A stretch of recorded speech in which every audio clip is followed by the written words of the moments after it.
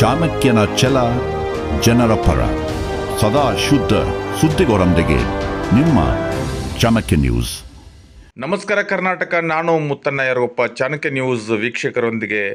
ಇಂದು ಕರ್ನಾಟಕ ರಾಜ್ಯ ಹಸಿರು ಕ್ರಾಂತಿ ರೈತ ಸಂಘ ಒಂದು ವರ್ಗ ಇವತ್ತಿನ ದಿವಸ ನೂತನವಾಗಿ ಸ್ಥಾಪಿಸಿದಂಥ ಸಂಸ್ಥಾಪಕರು, ಅಧ್ಯಕ್ಷರು, ಪ್ರಧಾನ ಕಾರ್ಯದರ್ಶಿಗಳು ಮತ್ತು ಖಜಾಂಚಿಯವರ ನೇತೃತ್ವದಲ್ಲಿ ಇವತ್ತು ಒಂದು ಪತ್ರಿಕಾಗೋಷ್ಠಿ ನಡೀತಾ ಇದೆ.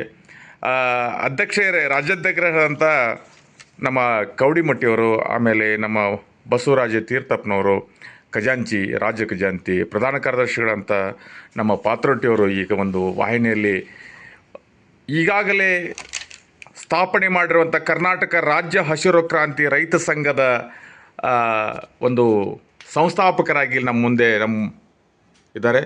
ಅವ್ರನ್ನ ಕೇಳೋದಿಷ್ಟೇ, ಸರ್, ರಾಜ್ಯಾಧ್ಯಕ್ಷರಾಗಿ ತಾವೊಂದು ಹೊಸದಾಗಿ ನೂತನ ಸಂಸ್ಥೆಯನ್ನು ಪ್ರಾರಂಭ ಮಾಡಿದಿರಿ. ನಿಮ್ಮ ಸಂಸ್ಥೆಯ ದೇಹ ಮತ್ತು ಉದ್ದೇಶ ಈ ನಾಡಿನ 7 ಕೋಟಿ ರೈತರಿಗೆ ತಾವೇನು ಹೇಳಕ್ಕೆ ಇಷ್ಟಪಡ್ತೀರಿ ಸರ್? 7 ಕೋಟಿ ರೈತರು, ಕರ್ನಾಟಕ ರಾಜ್ಯದಲ್ಲಿರ್ತಕ್ಕಂಥ 7 ಕೋಟಿ ರೈತರಿಗೆ ತಮ್ಮ ಸಂದೇಶವೇನು ತಮ್ಮ ಸಂಘದಿಂದ? ಕೋಟಿ ವಿದ್ಯೆಗಳಲ್ಲಿ ಮೇಟಿ ವಿದ್ಯೆ ಮೇಲೆ ಅಂತಕೊಂಡು ಹಿರಿಯರು ಹೇಳ್ತಾ ಇದ್ದಾರೆ. ಆ ದಿಶೆಯೊಳಗೆ ನಾವು ಕರ್ನಾಟಕ ರಾಜ್ಯ ಹಸಿರು ಕ್ರಾಂತಿ ರೈತ ಸಂಘವನ್ನು ಹುಟ್ಟು ಹಾಕಿದ್ದು ರೈತರಿಗಾಗಿ ನಾವು ಎಲ್ಲ ಸರ್ಕಾರದಿಂದ ಸಿಗತಕ್ಕಂಥ ಸವಲತ್ತು ಮತ್ತು ರೈತರು ಮಾಡದೇ ಇರತಕ್ಕಂಥ ಕೆಲಸಗಳನ್ನು ರೈತಾಪಿ ವರ್ಗಕ್ಕೆ ಅವಶ್ಯವಿರತಕ್ಕಂಥ ಕೆಲಸಗಳನ್ನು ಮಾಡಲಿಕ್ಕೆ ಹಚ್ಚತಕ್ಕಂಥ ಒಂದು ವ್ಯವಸ್ಥೆ ನಾವು ಸರ್ಕಾರ ಮತ್ತು ರೈತರ ನಡವರ್ಕ ಕೊಂಡಿಯಾಗಿ ಕೆಲಸ ಮಾಡ್ತೀನಿ ಅಂತ ತಿಳ್ಕೊಂಡು ಈ ಸಂದರ್ಭದಲ್ಲಿ ಹೇಳಲಿಕ್ಕೆ ಬಯಸ್ತಾ ಇದ್ದೇನೆ. ಅಲ್ಲಿ ನಿಮ್ಮ ಯೋಜನೆಗಳು ಯಾವ ಯೋಜನೆಗಳು ಇಟ್ಕೊಂಡು ಹೋರಾಟಕ್ಕೆ ತಾವು ಅನುಷ್ಠಾನಕ್ಕೆ? ಅಲ್ಲ, ಬೆಳೆ ಈ ರೈತರ ಮಾರಾಟದ ಬೆಂಬಲ ಬೆಲೆ ಆಗಿರ್ಬೋದು, ಆಮೇಲೆ ಈ ಸೋಲಾರ್ ಎನರ್ಜಿ, ಈ ಕಡೆ ಉತ್ತರ ಕರ್ನಾಟಕಕ್ಕೆ ಬಿಸಿಲು ಜಾಸ್ತಿ ಇರುವುದರಿಂದ ಸೋಲಾರ್ ಎನರ್ಜಿಗೆ ಹೆಚ್ಚಿನ ಒತ್ತು ಕೊಡ್ತಕ್ಕಂಥದ್ದು ಒಂದು ನಮ್ಮ ಸರ್ಕಾರಕ್ಕೆ ಒತ್ತಾಯ ಇದೆ. ಆ ದಿಶೆಯೊಳಗನು ಕೂಡ ನಾವು ಮಾಡ್ತಾ ಇದ್ದೀವಿ. ಜೊತೆಗೆ ರಸಗೊಬ್ಬರ, ಬೀಜ, ಆಮೇಲೆ ಸಾವಯವ ಗೊಬ್ಬರ, ಹೀಗೆ ಹಲವಾರು ಯೋಜನೆಗಳನ್ನು ನಾವು ರೈತರ ಸಮಸ್ಯೆಗಳನ್ನು ಮುಂದಿಟ್ಕೊಂಡು ಇವತ್ತಿನ ದಿವಸ ನಾವು ಸರ್ಕಾರಕ್ಕೆ ನಾವು ಕೇಳತಕ್ಕಂಥ ಒಂದು ವ್ಯವಸ್ಥೆ ಮಾಡ್ತಾ ಇದ್ದೀವಿ. ಸರ್, ಈಗಾಗಲೇ ಮಹದಾಯಿ ಯೋಜನೆ ನೆಗದುನಿಗೆ ಬಿದ್ದಿದೆ. ಇದರ ಬಗ್ಗೆ ರಾಜ್ಯ ಸರ್ಕಾರ ಆಗಲಿ ಕೇಂದ್ರ ಸರ್ಕಾರ ಆಗಲಿ ಯಾವುದೇ ರೀತಿಯಿಂದ ಸಾಕಷ್ಟು ಭರವಸೆಗಳನ್ನು ಕೊಟ್ಟಂಥ ನಾಯಕರಿದ್ದಾರೆ, ಸರ್ಕಾರಗಳಿದ್ದಾವೆ. ನೆಗದುನಿಗೆ ಬಿದ್ದಿದೆ. ಈ ಬಜೆಟ್ನಲ್ಲಿ ತಮ್ಮ ಹೋರಾಟ ಇದು ನಮ್ಮ ಕೇವಲ ಮಹದಾಯಿ ನದಿ ಜೋಡಣೆ ಅಲ್ಲ, ಘಟಪ್ರಭಾ ಯೋಜನೆ ಆಗಿರ್ಬೋದು ಅಥವಾ ಎಲ್ಲ ವರ್ಗದ ಯೋಜನೆಗಳು, ನೀರಾವರಿನ ಬಾಗಲಕೋಟೆ ಜಿಲ್ಲೆಯಲ್ಲಿ ಬರ್ತಕ್ಕಂಥ ಯಾವುದೇ ಯೋಜನೆ ಇರಲಿ, ಇವೆಲ್ಲ ರೈತರ ಪರವಾಗಿ ತಮ್ಮದು ಏನು ಧ್ವನಿ ಎತ್ತರ? ಬಜೆಟ್ನಲ್ಲಿ ಏನು ಆಗಬೇಕು? ನಿಮಗೆ ಏನು ಧ್ವನಿ ಎತ್ತರ? 2025 ಬಜೆಟ್ನಲ್ಲಿ ನಿಮ್ಮ ಧ್ವನಿ ಏನು? ಸರ್ಕಾರ ಕೇವಲ ಕಾವೇರಿ ಯೋಜನೆ ಬಗ್ಗೆ ಮಾತ್ರ ತಲೆ ಕೆಡಿಸ್ಕೊಳ್ತಾ ಇದೆ. ಆದರೆ ಉತ್ತರ ಕರ್ನಾಟಕದ ಕೃಷ್ಣಾ ನದಿ ಆಗಿರ್ಬೋದು, ಆಮೇಲೆ ಇಂಡಿ ಭೀಮಾ ನದಿ ಆಗಿರ್ಬೋದು, ಮಲಪ್ರಭಾ, ಘಟಪ್ರಭಾ, ಹೀಗೆ ಸಾಕಷ್ಟು ನದಿಗಳದಾವ. ಆಮೇಲೆ ಅದರಿಂದ ಬರ್ತಕ್ಕಂಥ ಒಂದು ನೀರಿನ ವ್ಯವಸ್ಥೆ ಯಾವ ರೀತಿ ಮಾಡ್ಬೇಕನ್ನೋದ್ರ ಬಗ್ಗೆ, ಯಾಕಂದ್ರೆ ಸುಮಾರು ಕೃಷ್ಣಾ ನದಿ 519.60 ಮೀಟರ್ ಇದೆ. ಆದರೆ ಕಾವೇರಿ ನದಿ ಇರೋದು ಕೇವಲ 130 ಮೀಟರ್ ಹೈಟ್ನಲ್ಲಿದೆ. ಅಂದ್ರೆ ಅದಕ್ಕೆ ಎಷ್ಟು ಮನ್ನಣೆ ಕೊಡ್ತಾರ, ಆ ದಿಶೆಯಲ್ಲಿ ಸರ್ಕಾರ ಕೃಷ್ಣಾ ನದಿಗೂ ಮನ್ನಣೆ ಕೊಡ್ಬೇಕಂತ ತಿಳ್ಕೊಂಡು ಈ ದಿಶೆಯಲ್ಲಿ ನಾವು ಉತ್ತರ ಕರ್ನಾಟಕದಿಂದ ಈ ಸರ್ಕಾರಕ್ಕೆ ಒತ್ತಾಯ ಮಾಡ್ತಾ ಇದ್ದೀನಿ. ಜೊತೆಗೆ ಮಹದಾಯಿ ಯೋಜನೆ ಅಂತ ಹೇಳಿದ್ರಿ, ಅದರೂ ಕೂಡ ನಾನು, ಯಾಕಂದ್ರೆ ಸುಮಾರು ವರ್ಷದಿಂದ ಅದು ಹೋರಾಟ ನಡೀತಾ ಇದೆ. ಸಾಕಷ್ಟು ರೈತ ಮುಖಂಡರು, ಹಿರಿಯರು ಕೂಡ ಆ ದಿಶೆಯೊಳಗ ಹೋರಾಟ ಮಾಡಿದ್ದಾರೆ. ಅದನ್ನ ನಾವು ಮುಂದಿಟ್ಕೊಂಡು ಮುಂದೆ ಏನು ರೂಪರೇಷೆಗಳನ್ನು ಮಾಡ್ಬೇಕನ್ನೋದ್ರ ಬಗ್ಗೆ ಸಮಗ್ರವಾದ ರೈತರನ್ನ, ಹಿರಿಯರನ್ನ ಮುಂದಿಟ್ಕೊಂಡು ನಾವು ಮಾಡ್ತೇವೆ ಅಂತಕೊಂಡು ಈ ಸಂದರ್ಭದಲ್ಲಿ ಹೇಳಲಿಕ್ಕೆ ಬಯಸ್ತಾ ಇದ್ದೇನೆ. ಒಟ್ಟಾರೆ ನಿಮ್ಮ ಇವತ್ತಿನ ದಿವಸ ನೂತನ ಸಂಸ್ಥಾಪ ಆದಂಥ ಕರ್ನಾಟಕ ರಾಜ್ಯ ಹಸಿರು ಕ್ರಾಂತಿ ರೈತ ಸಂಘದ ರೈತರಿಗೆ, ನಿಮ್ಮ ಸಂಘಕ್ಕೆ ಕೈ ಜೋಡಿಸ್ಲಿಕ್ಕೆ ಇಂದಿನ ಯುವಕರ ಕಾರ್ಯಕರ್ತರ ಪಡೆ, ರೈತರ ಕಾರ್ಯಕರ್ತರ ಪಡೆಗೆ ಏನೋ ಒಂದು ಸಂದೇಶ ಕೊಡ್ತಾರೆ, ಏನೋ ಒಂದು ಮೆಸೇಜ್ ಕೊಡ್ತಾರೆ? ಈ ಒಂದು ಸಂಘಟನೆ ಮಾಡಲಿಕ್ಕೆ ನಿಮ್ಗೆ ಏನು ಕೊಡ್ತೀರಿ? ಅವ್ರಿಗೆ ಒಂದು ಮೆಸೇಜ್ ಕೊಡಬೇಕಲ್ಲ ನೀವು.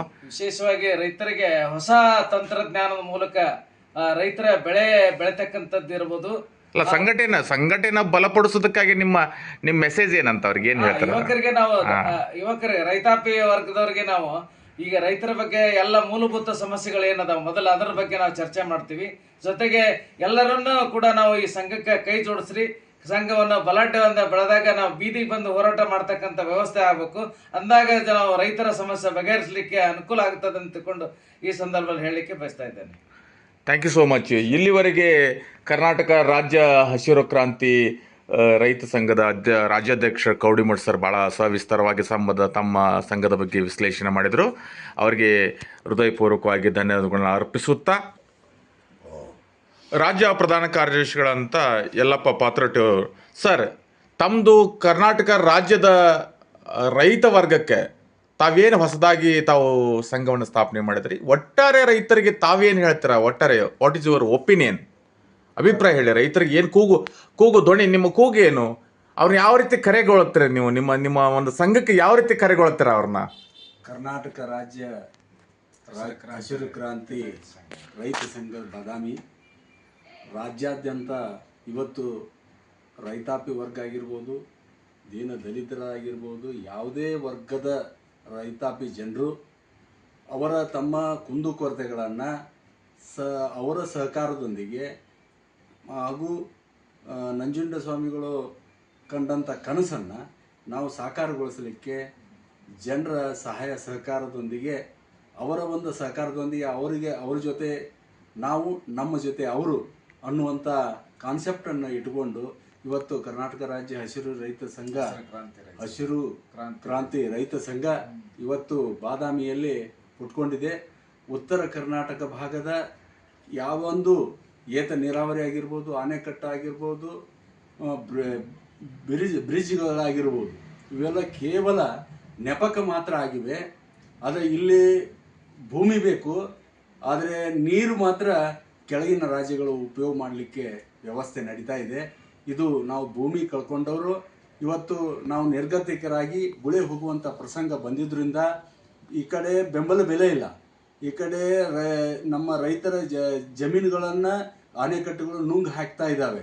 ಅದರ ಜೊತೆಗೆ ನೀರು ಕೂಡ ಬೇರೆದವರಿಗೆ ಹೋಗುವಂಥ ಪರಿಸ್ಥಿತಿ ಬಂದಿದ್ದರಿಂದ ಸಾಕಷ್ಟು ಮಾದಾಯಿ ನದಿ ಹೋರಾಟ ಆಗಿರ್ಬೋದು, ಇದಕ್ಕೆ ಸಂಬಂಧಪಟ್ಟಂಥ ನಮ್ಮ ರೈತ ಒಕ್ಕೂಟಗಳು ಕೂಡ ಇದರ ಸಲುವಾಗಿ ಮುಂದಿನ ದಿನಮಾನದಲ್ಲಿ ಒಂದು ಬೆಂಗಳೂರಿನಿಂದ ಅಂದರೆ ನಮ್ಮ ದೇಶದ ರಾಜಧಾನಿ ಡೆಲ್ಲಿಗೆವರೆಗೂ ಒಂದು ವಿಮಾನದ ಮುಖಾಂತರ ಹೋಗಿ ನಮ್ಮಲ್ಲಿ ಇಲ್ಲಿ ಇರ್ತಕ್ಕಂಥ ಭಾವನೆಗಳನ್ನು ಅವರು ಆಲಿಸಬೇಕು ಮತ್ತು ಉತ್ತರ ಭಾರತದಲ್ಲೇ ಕೈಗೊಂಡಿರ್ತಕ್ಕಂಥ ಬೆಂಬಲ ಬೆಲೆಗೆ ಏನು ಈಗ ಸುಮಾರು ದಿನಗಳಿಂದ ಹೋರಾಟ ಮಾಡ್ತಾ ಇದ್ದಾರೆ, ಅವರಿಗೆ ನಾವು ಕೂಡ ಬೆಂಬಲ ಸೂಚಿಸುವುದಕ್ಕಾಗಿ ಡೆಲ್ಲಿಗೆ ಮುಂದಿನ ದಿನಮಾನದಲ್ಲಿ ಹೋಗೋರಿದ್ದೇವೆ.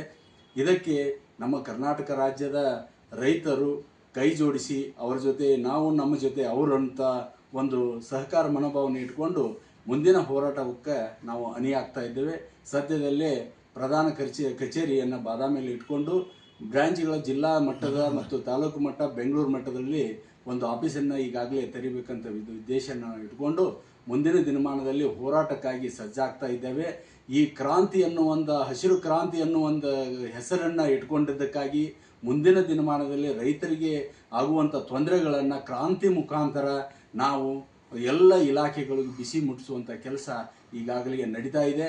ರೈತರ ಒಂದು ಭಾವನೆಗಳನ್ನು ಬೆಂಬಲ ಬೆಲೆ ಆಗಿರ್ಬೋದು, ರಸಗೊಬ್ಬರ ಆಗಿರ್ಬೋದು ಮತ್ತು ಇಸ್ರೇಲ್ ಮಾದರಿಯಲ್ಲಿ ಬರ್ತಕ್ಕಂಥ ಹೊಸ ತಂತ್ರಜ್ಞಾನವನ್ನು ಅಳವಡಿಸಿಕೊಂಡು ನಮ್ಮ ರೈತರು ಹಾಗೂ ರಾಜ್ಯ ಸರ್ಕಾರದಲ್ಲಿ ಬರುವಂಥ ಸಾಕಷ್ಟು ಯೋಜನೆಗಳನ್ನು ಅನುಷ್ಠಾನ ಕೈಗೊಳ್ಳುವಲ್ಲಿ ನಾವು ರೈತರಿಗೆ ಸಹಾಯ ಸಹಕಾರವನ್ನು, ಅವರ ಸಹಾಯ ಸಹಕಾರ ಮತ್ತು ನಮ್ಮ ಸಹಾಯ ಸಹಕಾರದೊಂದಿಗೆ ಅವರ ಒಂದು ಬಾಳನ್ನು ಹಸನು ಮಾಡುವ ಜೊತೆಗೆ ನಮ್ಮ ಕ್ರಾಂತಿ ಬಾದಾಮಿಯಿಂದ ಇವತ್ತು ಚಾಲುಕ್ಯರ ನಾಡಾಗಿರ್ತಕ್ಕಂಥ ಬಾದಾಮಿಯಲ್ಲಿ ಈ ಒಂದು ಸಂಘ ಹುಟ್ಟಿರುವುದು ಕೇವಲ ಒಂದು ನೆಪಕ್ಕೆ ಮಾತ್ರ ಅಲ್ಲ, ಈ ಒಂದು ಹಸಿರು ಕ್ರಾಂತಿಯ ಮುಖಾಂತರ ಇಡೀ ಜಗತ್ತಿಗೆ ಮಾದರಿಯಾಗುವಂಥ ಈ ಒಂದು ಉದ್ದೇಶವನ್ನು ಇಟ್ಕೊಂಡು ನಾವು ಒಂದು ಸಂಘಟನೆ ಮಾಡ್ತಾ ಇದ್ದೇವೆ.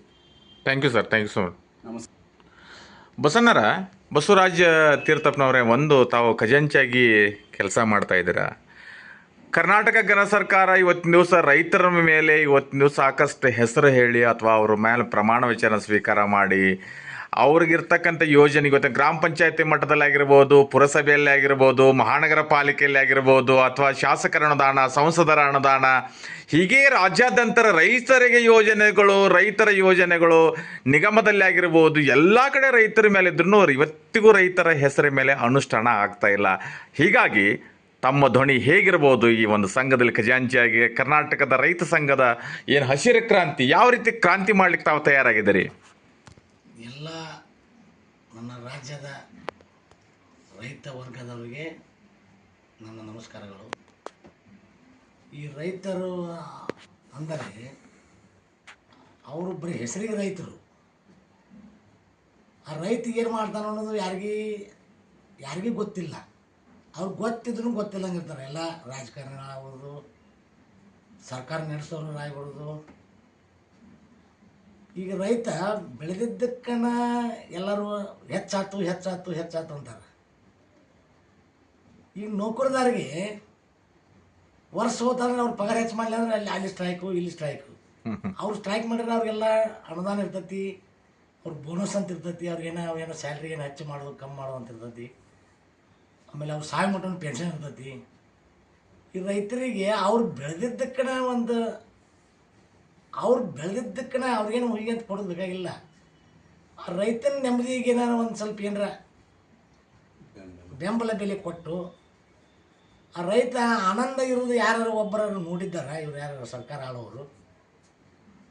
ಹಾಂ ಸರ್, ಯಾರು ಕಣ್ಮುಂದೆ ನೋಡ್ತಾರೆ ಅವ್ರನ್ನ ನಮ್ಮ ರೈತರು. ಅವ್ರ ಮ್ಯಾಗ ಹಾನಿ ಮಾಡೋದು, ಅದೊಂದು ಟೈಲ್ ಹಾಕೊಳ್ಳೋದು, ಪ್ರಮಾಣ ವಚನ ಸ್ವೀಕರಿಸ ಮಾಡೋದು, ರೈತರ ಮ್ಯಾಗ ಹಾನಿ ಮಾಡೋದು ಮೊದಲ ವಿಧಾನಸೌಧದಾಗ. ಅಲ್ಲಿ ರೈತರು ಹೋಗ್ಕೊಂಡು ಅಲ್ಲಿ ಸತ್ತು ಇಲ್ಲಿ ಸತ್ತು ಅಂದ್ರೂ ಒಬ್ಬರು ಬರಕ್ಕೆ ತಯಾರಿಲ್ಲ, ಯಾರು ಒಬ್ಬರು ದಿಕ್ಕಿಲ್ಲ. ಇವ್ರು ಪಗಾರ ಹೆಚ್ಚಲ್ಲ ಅಂದ್ರೆ ತಿಂಗಳ ಇವ್ರದ್ದು ಅಗದಿ ಏನು ಅವ್ರನ್ನ ಅಗದಿ ಮಾಡ್ಯಾರಂತ ಅವ್ರು ಹೋಗೋದು. ಆಮೇಲೆ ಹೊಳ್ಳಿ ಏನಾಗತ್ತಂದ್ರೆ ಈ 10 ವರ್ಷದಿಂದ ತಗೋರಿ ನೀವು, 10 ವರ್ಷದಿಂದ ಇವರು ಸರ್ಕಾರಿ ನೌಕರಿಗಳಿದ್ದಂಥವ್ರು ಪಗಾರ ಹೆಚ್ಚಿಗೆ ಹಾಕೊಂತ ಹೋಗ್ತೈತೆ ಹೊರತಾಗಿ ರೈತರು 20 ವರ್ಷ 30 ವರ್ಷ 50 ವರ್ಷ ಗಂಟೆ ದುಡ್ಕೊಂತ ಬಂದಾರದು ಇನ್ನೂ ಕಮ್ಮಿ ಹಾಕೊಂತ ಹೋಗ್ತೈತೆ ಹೊರತಾಗಿ 10% ಹೆಚ್ಚಾಗೋದಿಲ್ಲ. ಅಲ್ಲ ತಿನ್ನೋದನ್ನ ರೈತರದು.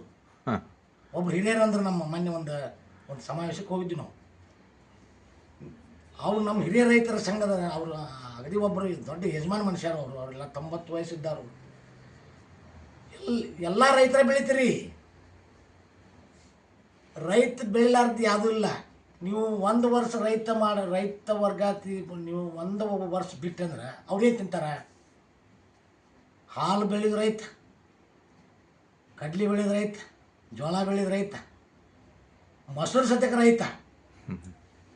ಮತ್ತು ನಾವು ರೈತರು ಇದ್ದರ ನಾವು ಕೋಪಣಕ್ಕೆ ಹೋಗ್ತೀವಿ, ಅಲ್ಲಿ ನಮ್ಗೆ ಒಂದು ಕೊಡ್ರಿ ಬೆಳೆದ ನಾವು ಮತ್ತು ರೇಷನ್ ಕಾರ್ಡಿಗೆ ನಾವು ಹೋಗ್ತೀವಿ ಅಲ್ಲಿ. ಆ ರೇಷನ್ ಕಾರ್ಡ್ ಅವ್ರು ರೈತರಿಗೆ ಇರೋದಿಲ್ಲ, ಹೆಚ್ಚಾಗಿ ನೌಕರದಾರಿಗೆ ಇರ್ತಾವಲ್ಲ ಅವು.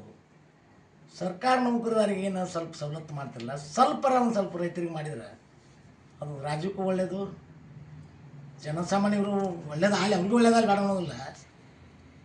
ಅವ್ರ ಬಗ್ಗೆ ಒಂದು ಸ್ವಲ್ಪ ಕರುಣೆನ ಒಂದು ಸ್ವಲ್ಪ ಇದ್ರೆ ಅಂದ್ರೆ ನೀವೇನೋ ಒಂದು ಅಲ್ಲಿ ಒಂದು ಆಡಳಿತ ಆಳ್ತೀರ ಅಂದ್ರೆ ಅವ್ರ ಬಗ್ಗೆ ಕರುಣೆಲ್ಲ ಅಂತ ಈಗ ಅಷ್ಟು ದಯಮಾಡಿ ಕೇಳ್ಕೊತೀವಿ ನಾವು. ಇದನ್ನು ಬಿಟ್ಟು ನಮ್ದೇನು ಬೇರೆ ಉದ್ದೇಶ ಇಲ್ಲ. ಏನು ಸರ್, ಧನ್ಯವಾದಗಳು. ಇಲ್ಲಿವರೆಗೂ ಸಾಕಷ್ಟು ವಿಷಯಗಳನ್ನು ಪ್ರಸ್ತಾವನೆ ಮಾಡಿ ಚಾಣಕ್ಯ ನ್ಯೂಸ್ ಸಂದರ್ಶನ ನೀಡಿದಂಥ ಕರ್ನಾಟಕ ರಾಜ್ಯ ರೈತ ವರ್ಗದ ಹಸಿರು ಕ್ರಾಂತಿ ಸಾಗಿದೆ. ನಮ್ಮ ವಾಹಿನಿಯ ಮುಖಾಂತರ ಅವ್ರಿಗೂ ಒಳ್ಳೆಯ ರೀತಿಯಿಂದ ಹೆಸರು ಮಾಡಲಿ, ರೈತರ ಪರ ಹೋರಾಟ ಮಾಡಿ ಅವ್ರಿಗೆ ನ್ಯಾಯ ಸಿಗುವಂಥ ಆಗಲಿ ಅಂಥೇಳಿ ಚಾಣಕ್ಯ ನ್ಯೂಸ್ ಅವರಿಗೆ ಎಲ್ಲ ವರ್ಗದಿಂದ ಅವರಿಗೆ ರೈತರ ಪರವಾಗಿ ಹೃದಯಪೂರ್ವಕವಾಗಿ ಅಭಿನಂದನೆ ಸಲ್ಲಿಸ್ತಾ ಇದ್ದೀವಿ. ನಮಸ್ಕಾರ.